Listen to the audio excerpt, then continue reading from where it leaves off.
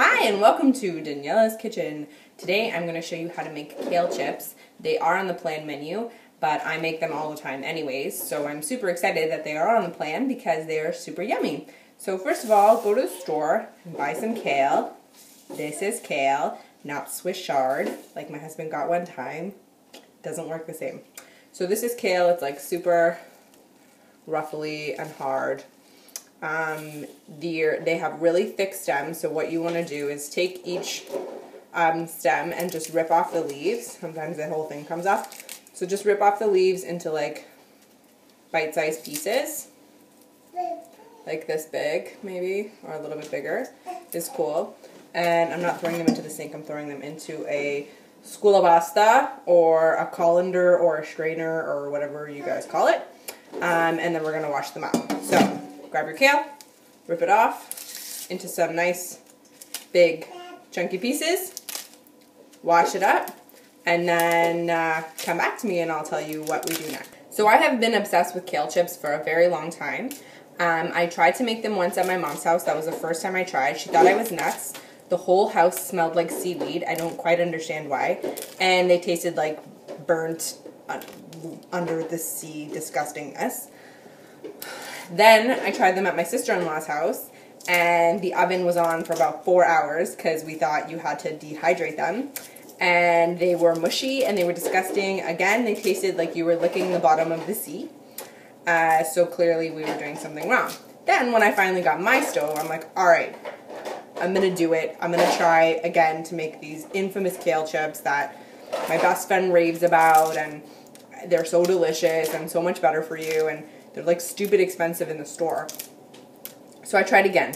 45 minutes on 350 degrees.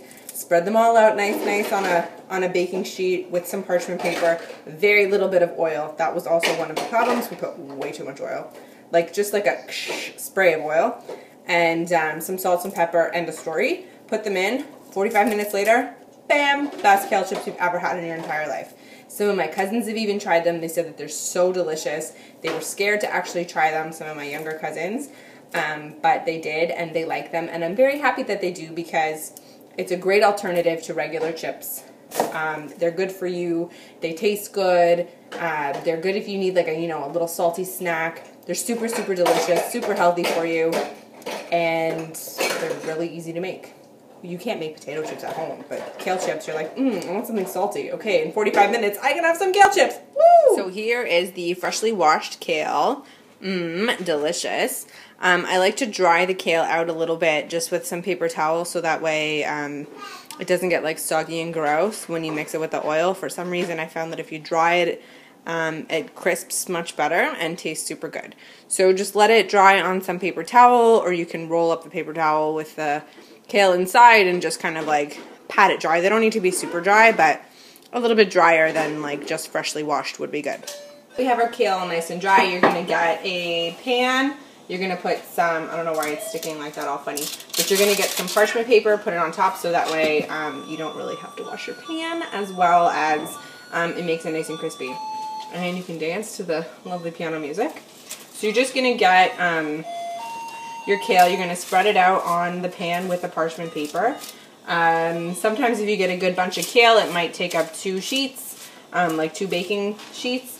Otherwise, it seems like this one was a little cheap and will probably only take up 1. It's okay if they overlap with each other because they like shrivel up and shrink, and they're like, and then they shrink. So it doesn't really matter that they're on top of each other.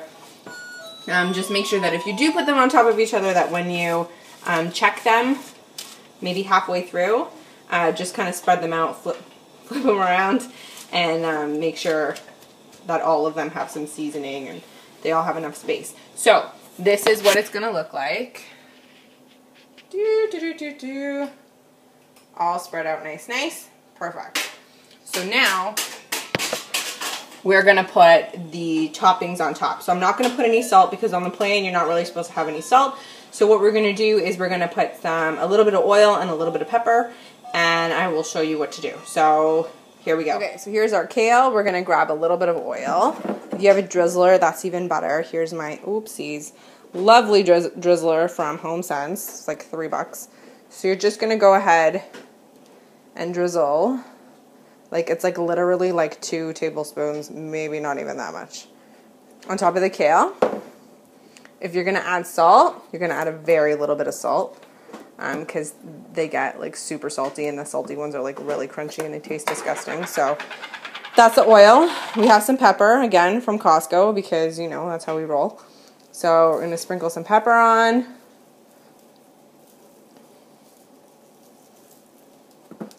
And that's pretty much it. You can put whatever else you want on it. Some people put garlic. I have yet to figure out how to make salt and vinegar. When I do, I will become obsessed. So that's it. So now you're just going to mix it around and make sure that all of the pieces have a little bit of oil on them. A little bit of pepper. And like I said, if you put some salt, a little bit of salt. So we're just going to mix it all up.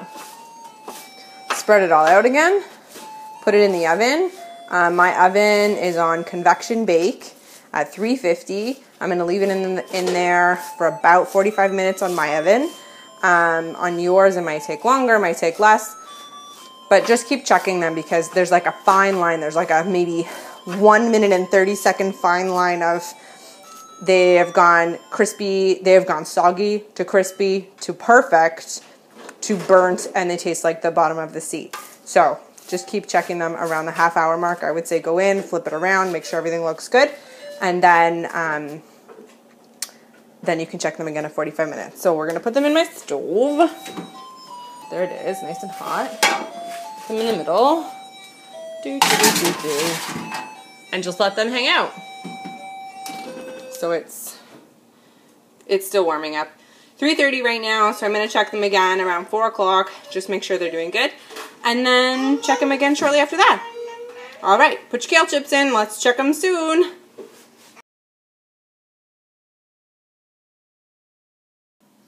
Here's a variety of things that you can do while you wait for your kale chips. You want to dance?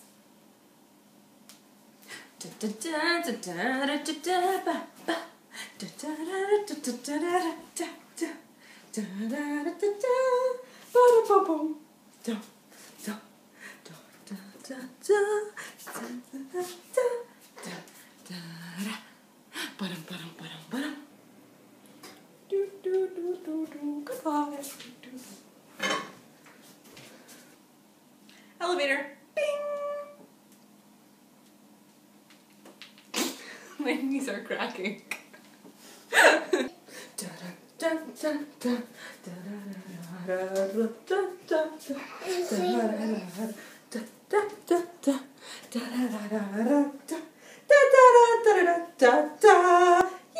All right, so you waited for 20 minutes, and this is what your kale chips look like.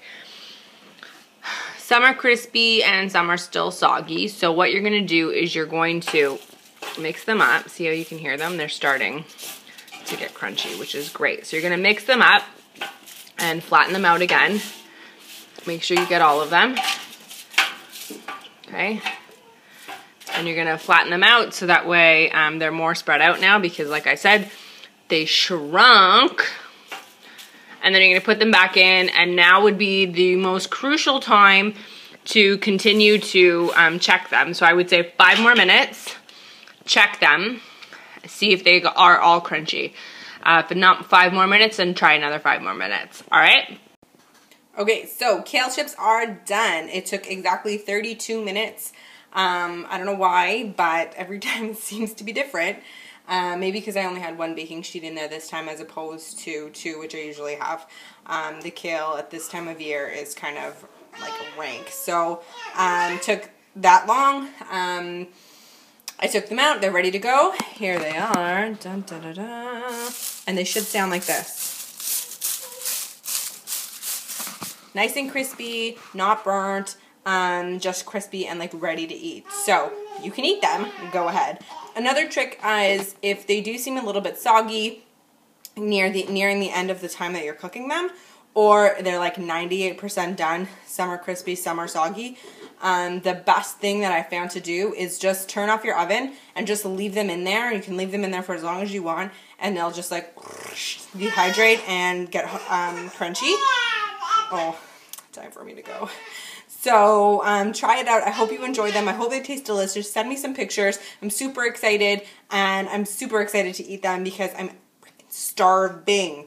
So enjoy. See you later.